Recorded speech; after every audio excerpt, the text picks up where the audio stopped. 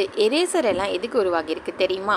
தப்பு பண்ணுறவங்க எல்லாருக்குமே அது தப்பாக இருக்கிறத அழிக்கிறதுக்கு தான் அப்படின்னு சொல்கிறாரு. அதுக்கு அந்த குட்டி பையன் அந்த தாத்தாவை பார்த்து, அப்படி இல்லை தாத்தா, தப்பெல்லாமே திருத்திக்கிறதுக்காக தான் இந்த எரேசரை உருவாக்கியிருக்காங்க அப்படின்னு சொல்கிறாங்க.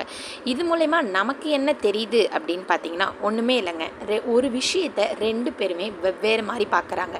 5 விரலும் ஒரே மாதிரி இருக்கிறது இல்லைல்ல, அதே மாதிரி தான் ஒரு விஷயம் ஒருத்தவங்க ஒரு மாதிரி பார்ப்பாங்க, இன்னொருத்தவங்க இன்னொரு மாதிரி பார்ப்பாங்க. அதனால் நம்மளால் எதுவுமே பண்ண முடியாது.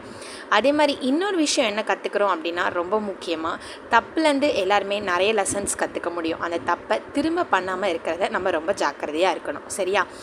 ஏன்னா தப்பு பண்ணுறதுன்றது மனிதர்களுடைய இயல்பு. அதை நம்மளால் ஒன்றுமே பண்ண முடியாது. ஸோ அந்த தப்புலேருந்து நம்மளால் என்னெல்லாம் மாற்றிக்க முடியும், என்னெல்லாம் கற்றுக்க முடியும் அப்படின்றத பார்த்து நம்ம சரியாக பண்ணணும், சரிங்களா? வயசு வித்தியாசம் சொல்லாமல் யார் சொல்லி கொடுத்தாலுமே கற்றுக்கிறது ரொம்ப நல்லது. இதே மாதிரி நிறைய கற்றுக்க லேர்ன் டு அச்சீவ், சப்ஸ்கிரைப்.